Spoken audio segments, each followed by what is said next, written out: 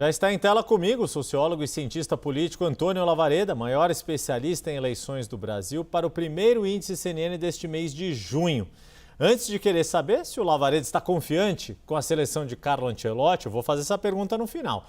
Mas agora a gente vai trazer alguns dados da pesquisa Genial Quest que foi divulgada nesta semana. Lavareda, quero começar com a simulação de segundo turno entre o presidente Lula e o senador Flávio Bolsonaro, que a gente já vê na tela. Mais um levantamento que mostra a queda nas intenções de voto do senador do PL após o caso Dark Horse. Mas o que me chamou a atenção ao ver o gráfico foi justamente essa curva da série histórica nos primeiros 6 meses de 2026. Flávio estava 7 pontos atrás de Lula em janeiro, chegou a ficar numericamente à frente em abril e agora em junho veio o presidente com 6 pontos de vantagem. É como se tudo que ele remou avançou nesses primeiros meses de 2026 acabou se perdendo desde que as mensagens vieram à tona, Lavareda. Yuri, boa tarde a você, boa tarde a quem está nos acompanhando. A diferença entre esse desempenho, esse momento do senador Flávio contra Lula e aquele ponto anterior que você lembrava no início desse ano, a grande diferença é a tendência, porque num momento lá atrás o senador Flávio estava vivendo, experimentando um viés de alta, e agora, em direção oposta, ele vive uma fase de declínio dos seus números de intenção de voto, tanto no primeiro quanto no segundo turno. Se nós pensarmos 2 meses atrás e compararmos com esse momento agora, ele sai de +2 para -6. É um movimento net importante, um movimento de 8 pontos, ou seja, uma involução de 8 pontos, associando os dois desempenhos. E outra coisa que a pesquisa traz também é uma má notícia nesse particular, do segundo turno. O senador Flávio fica apenas 3 pontos, seu desempenho é apenas 3 pontos melhor do que o desempenho de outros candidatos da direita, como Caiado e Zema.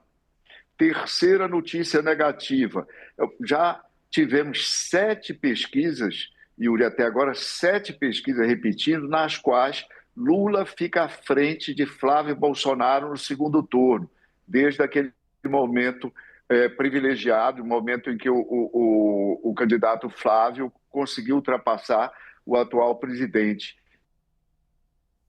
Então, de fins de maio para cá, 7 pesquisas em que ele perde no segundo turno, uma na qual ele empata e uma única na qual ele fica à frente do presidente Lula.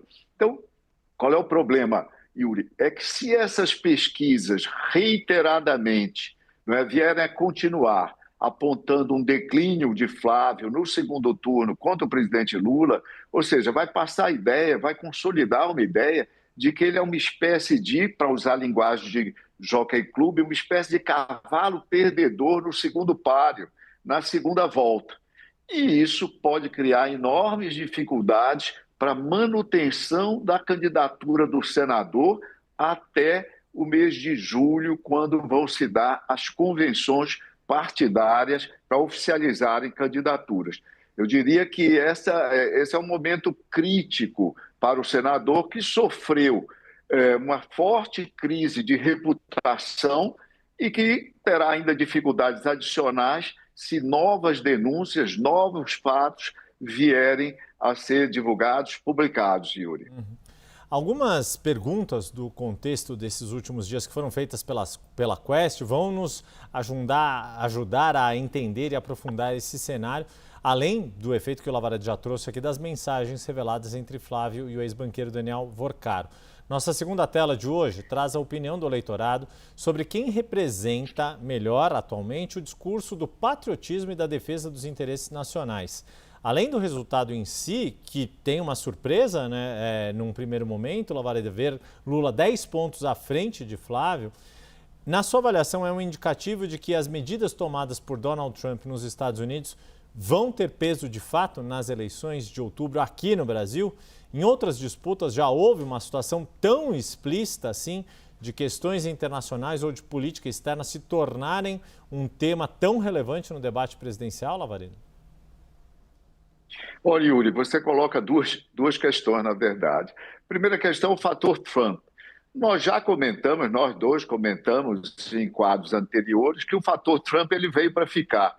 Ele é um dos componentes da tríade que vai ter mais peso, maior peso, que promete ter maior peso na definição, no encaminhamento da campanha eleitoral desse ano. Ao lado do fator Master e ao lado do fator economia, que, como nós sabemos, é o calcanhar de Aquiles de todos os incumbentes quando eles são candidatos à reeleição. Então, a primeira resposta, o fator Trump veio para ficar e vamos acompanhar aí as cenas desdobradas da presença do presidente norte-americano. A segunda resposta, os fatores internacionais que costumavam frequentar nossas eleições, influenciando-as, Yuri, eram fatores de ordem econômica. Vamos lembrar os anos 90, a crise do México, 94, 95, depois crise asiática, aí por volta de 97, e a crise da Rússia.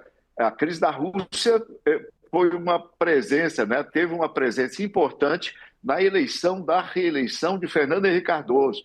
Eu lembro bem, Yuri, daquela eleição, porque eu coordenava as pesquisas da campanha do então candidato à reeleição, era consultor de estratégia da sua campanha, e a crise da Rússia afetando a economia brasileira, que ainda estava relativamente fragilizada. Há muito pouco tempo nós nos tínhamos livrado de décadas de hiperinflação, foi um fator importante. Historicamente, a única eleição em que um fator político teve presente do pós-guerra para cá, Yuri, foi na eleição de 1962, quando havia um tal IBAD, Instituto Brasileiro de Ação Democrática, que depois se descobriu que não era tão brasileiro assim, porque os americanos injetaram dólares, muitos dólares nas eleições congressuais, e nem era tão democrático, porque, obviamente, ele distorcia ou tentava distorcer a livre manifestação dos eleitores naquele pleito. Veio uma CPI em 1963 e o IBAD foi fechado no Brasil, Yuri. Foi só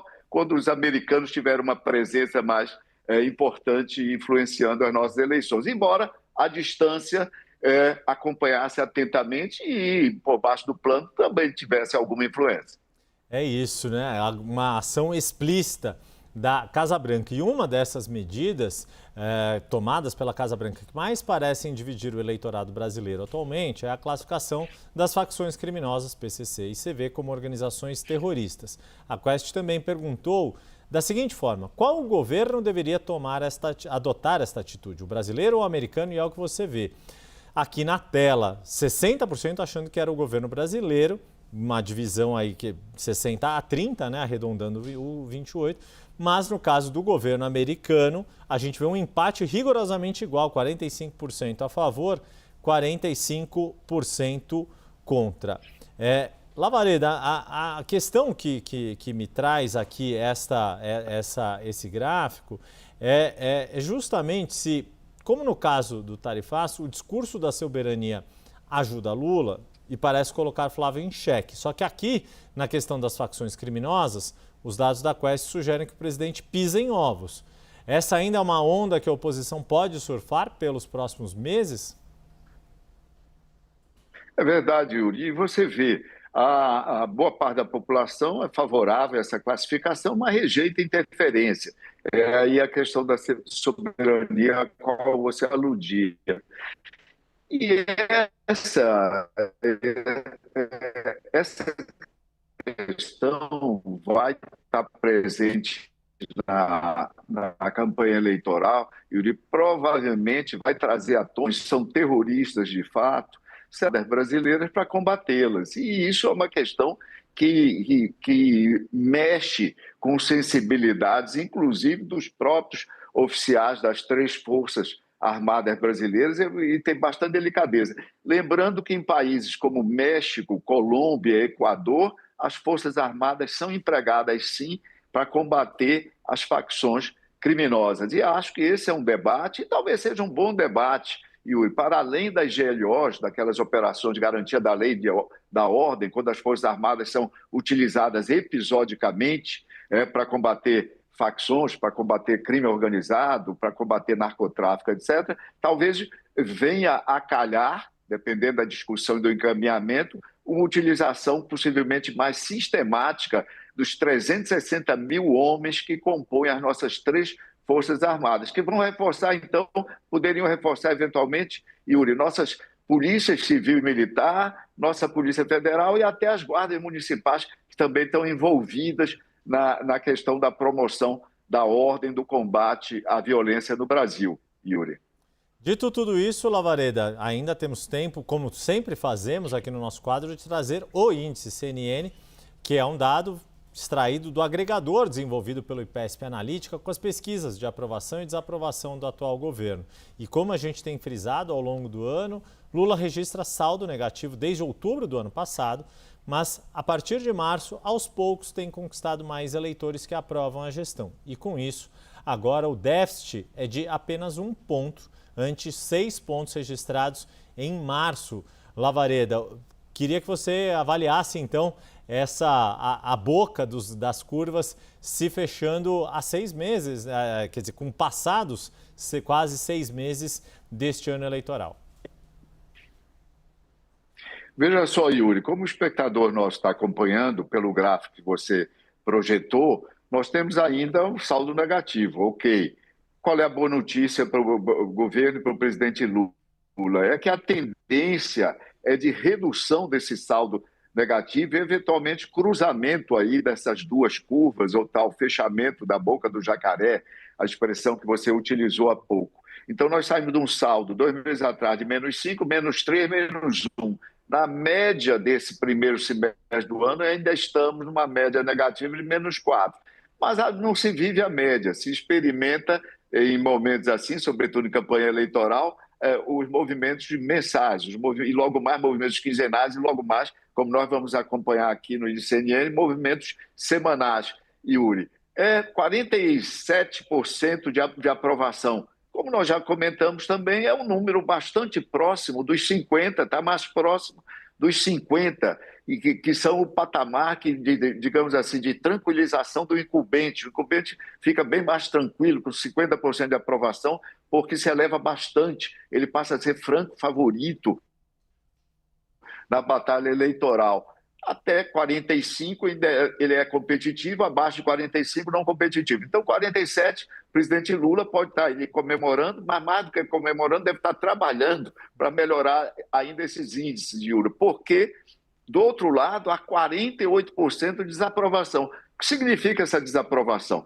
Essa desaprovação nesse patamar constitui um forte combustível para alimentar as pretensões de qualquer ou quaisquer candidatos da oposição, Yuri. Então, esses 48% alimentam, subsidiam intenções de voto dos candidatos da oposição, tornando a batalha eleitoral mais difícil e ainda distante de qualquer situação tranquilizadora para o incumbente, Yuri.